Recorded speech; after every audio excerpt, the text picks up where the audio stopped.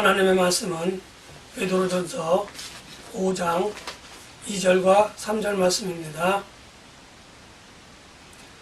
너희 중에 있는 하나님의 양 무리를 치되 억지로 하지 말고 하나님의 뜻을 따라 자원함으로 하며 더러운 이득을 위하여 하지 말고 기꺼이 하며 맡은 자들에게 주장하는 자세를 하지 말고 양 무리의 본이 되라. 아멘. 베드로 사도는 하나님의 말씀에 비추어 오늘 베드로전서 5장에서는 자기 자신을 그리스도의 종이라고 이야기하면서 예수 그리스도의 고난에 동참하는 또 종이라고 이렇게 두 가지로 함께 이야기를 하고 있습니다. 베드로 사도에 관해서는 여러 가지 이야기를 하겠지만 오늘 본문에서 베드로 사도는 예수 그리스도의 고난에 동참하는 사람, 예수 그리스도의 고난에 동참하는 사람은 기꺼이 예수님께서 받으신 하나님의 영광의 자리에 그 자리가 이루어지는 그날에 또 그 자리에 동참할 수 있을 것이라고 오늘 우리들에게 이야기를 하면서 복음으로 인하여 당하는 시련과 고난이 있을지라도 그것을 즐거워하며 기꺼이 그것을 피하지 말고 그것을 이겨내라, 이렇게 오늘 우리들에게 권면하면서 그것을 강조해 주고 계십니다. 복음을 위하여 모든 수고하는 사람들, 그 사람들에게 반드시 필요한 것은 돈도 아니고 물질도 아닙니다. 그들에게 더욱더 필요한 것은 고난과 시련을 당할 때에 그것을 이겨낼 수 있는 힘과 용기가 그들에게 먼저는 필요한 것입니다. 그리고 그것을 이겨낼 수 있는 용기와 힘이 생겼을 때에 하나님께서는 돕는 사람들을 보내주셔서 그들이 그것을 기꺼이 이겨내도록 물질을 허락해 주시고 기타 여러 가지로 그것을 우리들을 통해서 우리들을 도우시는 것을 우리는 잘 알 수 있습니다. 그리고 베드로 사도는 많은 사람들에게 또 이렇게 이야기를 합니다. 너희가 양 무리를 치되 앞에서 인도자가 되어져야 되는데 그냥 끌고 가는 인도자가 아니라 그들이 무엇을 해야 할지, 그들이 어떻게 그것을 해야 될지 그것을 잘 가르쳐주는, 잘 가르쳐주는 본을 보이라, 이렇게 이야기합니다. 베드로 사도가 이렇게 이야기한 것은 예수님께서 이미 이 땅에 오셔서 성육신 하신 이후에 많은 것으로 제자들에게, 많은 것으로 사람들에게 친히 몸소 본을 보여주셨습니다. 가장 크게, 가장 멋있게, 가장 본을 보여주신 것은 바로 하나님의 하늘의 영광을 다 버리고 그 자리에 있을 수 있었지만은 그 영광을 다 버리고 아버지께서 말씀하신 대로 순종하여 하늘의 영광의 자리를 버리고 이 땅에 육신을 입고 태어나셨다는 겁니다. 첫 번째 그렇게 하나님의 말씀에, 하나님 아버지의 말씀에 순종하는 그 순종의 본을 예수님께서는 우리에게 보여주셨습니다. 그리고 다음으로 보여주신 것이 힘들고 어려운 고난을 이겨내신 것뿐만 아니라 마지막으로 십자가에서 저와 여러분들과 저의 죄를 위하여 기꺼이 희생하시는 헌신의 본을 우리들에게 보여주셨습니다. 그 두 가지만 가지고도 예수님과 하나님의 그 크신 사랑을 우리들에게 보여주시고 그 크신 희생을 우리들에게 본을 보여주셨는데 오늘 많은 사람들은 복음을 위하여 고난을 받기를 즐겨하지 않고 복음으로 인하여 받는 고난을 회피하고자 많은 노력을 하고 있습니다. 예수님께서 보여주신 그 본을, 우리에게 보여주신 그 본을 오히려 따르기보다는 그것을 피하려고 하는 그러한 많은 술수를 쓴다고 이야기할 수 있습니다. 실제로 예수 그리스도와 함께 오랜 생활을 같이 하였던 베드로, 그 베드로는 예수님께서 고난을 받으시는 그 자리에 함께 있었고 십자가에 달리실 때에 그 자리에 함께 있었고 또 대제사장의 뜰에도 당당하게 가지는 않았지만 그곳에 몰래 숨어들어 예수님께서 당하시는 고난을 베드로 사도는 직접 목격하고 그렇게 간접적으로 체험했던 그런 사람입니다. 그렇기 때문에 베드로 사도는 예수 그리스도의 종이면서도 예수 그리스도의 고난을 다른 제자들보다도 더 확실하게, 더 자세히 알고 있었기 때문에 그것으로 인하여 예수님께서 받으신 고난, 그것을 좀 더 생생하게 저와 여러분들에게 또 많은 사람들에게 전할 수 있었던 것입니다. 과연 저와 여러분들 가운데 복음으로 인하여 고난을 받는 분들이 과연 얼마나 많이 있으시겠습니까? 과거에 비해서 현 세상은 참으로 많이 편해졌습니다.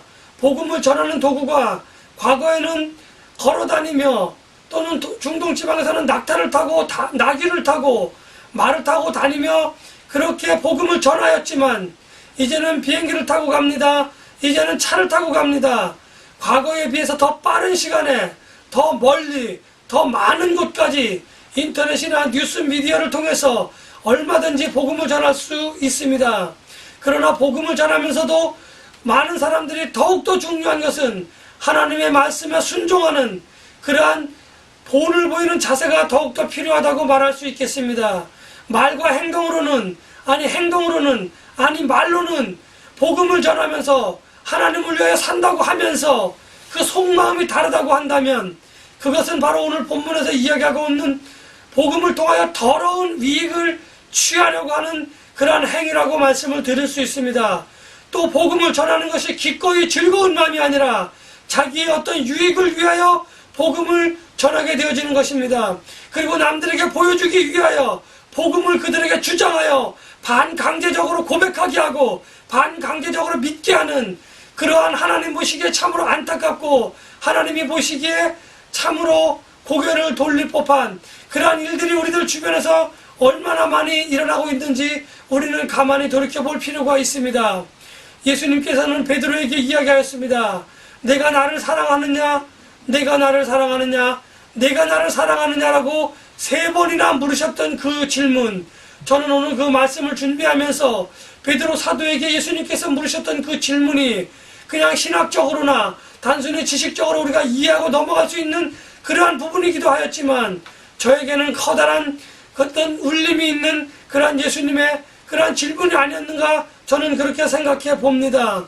마찬가지로 예수님께서 고난당하신 것을 똑똑히 명확하게 바라본 베드로 사도는 역시 고난의 복음으로 인한 고난의 삶을 피하지 않고 그는 정면으로 맞닥뜨리며 예수님의 고난의 길에 동참하였고 예수님의 고난의 길에 자기가 동참하였기 때문에 자기는 예수님께서 그 영광을 버리시고 이 땅에 오셨지만 결국은 다시 그 영광의 자리에 돌아가신 것을 베드로 사도는 잘 알고 있었습니다.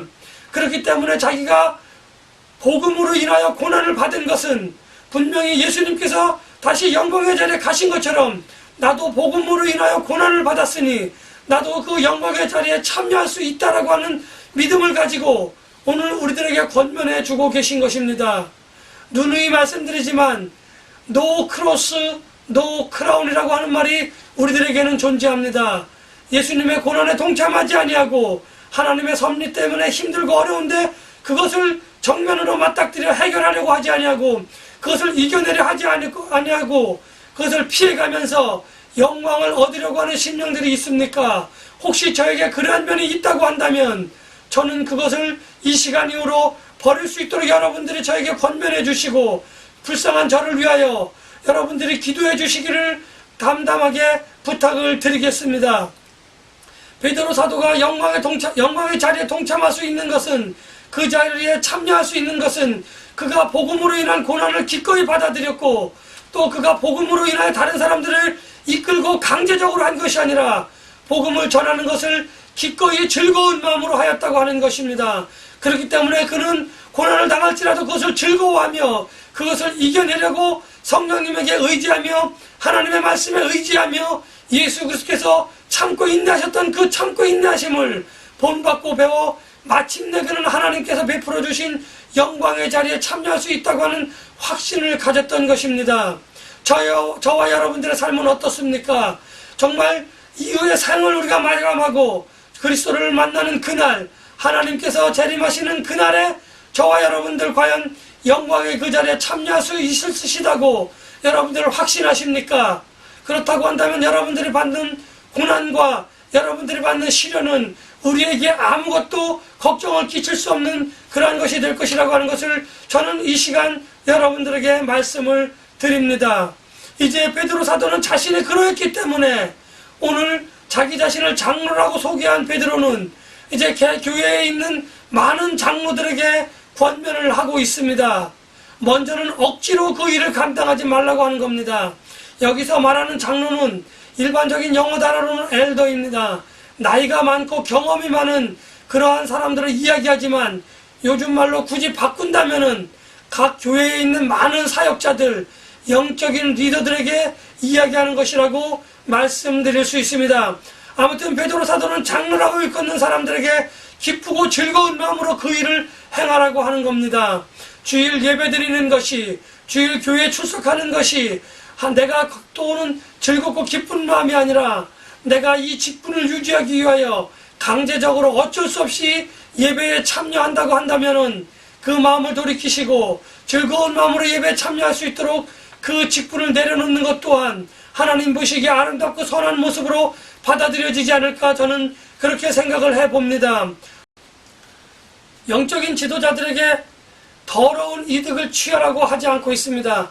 더러운 이득이라고 하는 것은 내가 어떤 사역을 함에 있어서 사역의 대가로 무언가를 바라거나 사역의 대가로 무언가 얻어질 것을 기대하며 그렇게 사역하는 것을 이야기합니다. 교회에는 항존직이 있고 또 그렇지 않은 직분자들이 많이 있습니다. 그것이 어떤 대가를 바라고 어떤 권력이 되어져서는 절대 될 수 없습니다. 예를 들면 어떤 교회에서 목사님의 말씀은 어떤 경우에는 성경 말씀보다도 하나님의 섭리보다도 더 큰 힘과 더 큰 권세를 유지하는 것을 우리는 지켜볼 수 있습니다. 우리는 그것을 얼마든지 원한다면 바라볼 수 있는 그러한 것을 저와 여러분들은 잘 알고 있습니다. 이처럼 하나님의 말씀보다도 목회자의 말이, 하나님의 말씀보다도 목회자의 행동이 더 큰 어떤 영향력을 끼친다고 한다면 그 목회자는 이미 본인은 원하지 않았지만 더러운 이득을 취하고 있는 것이라고 이야기할 수 있습니다. 최근에 많은 사람들에게 회자되는 이재철 목사님이 계십니다. 이재철 목사님은 그 큰 교회를 담임하였지만 그 교회에서 이제 정년 퇴임을 하시고 나서 교회와는 아주 먼 곳에 그렇게 이사를 하여 교회와 동떨어진 삶, 그렇지만 그는 목회자로서 그곳에서 역시 또 다른 교회에 출석하지도 않으시면서 그곳에서 목회자로서의 사명을 감당하며 살아가는 그러한 모습을 볼 수 있습니다. 다른 사람들에게 티를 내지 아니하고 조용히 하나님의 말씀을 묵상하며 주변 사람들에게 복음을 전하는 그러한 삶을 살고 있는 목사님의 모습을 보았을 때 참으로 많은 사람들의 입에 회자되는 그러한 참 목자의 삶을 살아셨구나 하는 것을 저는 가만히 지켜볼 수밖에 없습니다. 가만히 생각해 볼 수밖에 없습니다. 과연 목사님들 가운데 그러한 분들이 얼마나 많이 있습니까?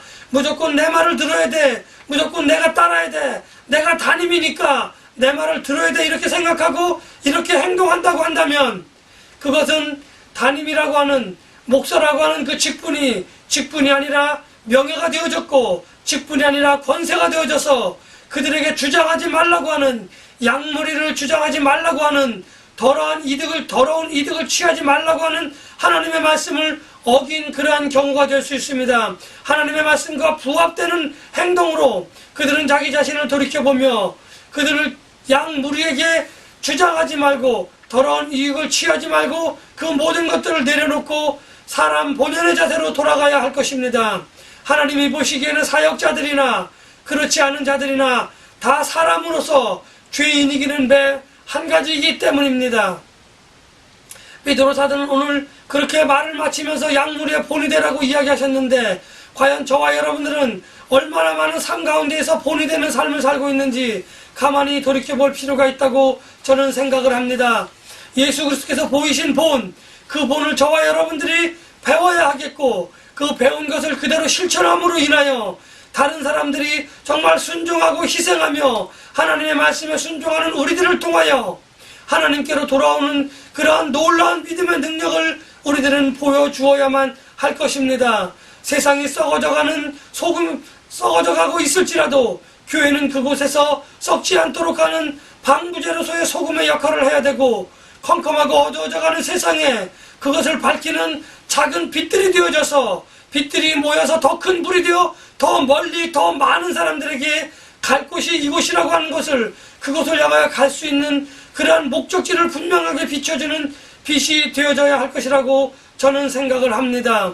개교회 사역자들에게 맡기신 양무리를 이제 하나님께서 천사장의 나팔소리와 함께 심판을 하시러 오실 때에 하나님께서는 마지막 날에 개교회의 사역자들에게 내가 내게 맡긴 양들을 다시 나에게 내어놓으라, 나에게 다시 돌려다오라고 이야기할 때에 과연 우리는 그 양들을 잘 지키고 그 양들을 잘 인도하여 하나님께 기쁘고 즐거운 마음으로 내어놓을 수 있는 그러한 마음의 자세가 되었는지 돌아볼 필요가 있는 것입니다. 그 날과 그 시는 아무도 모릅니다.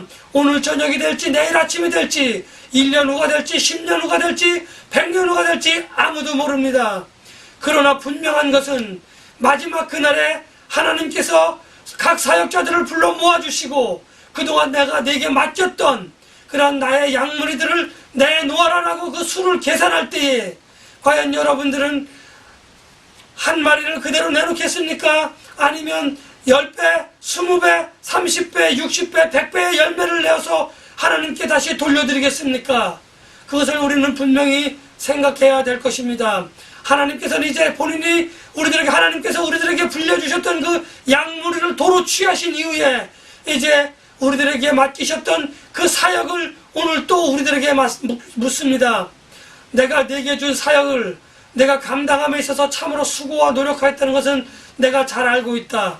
그러나 내가 정말 기쁘고 즐거운 마음으로 그 사역을 감당하였느냐?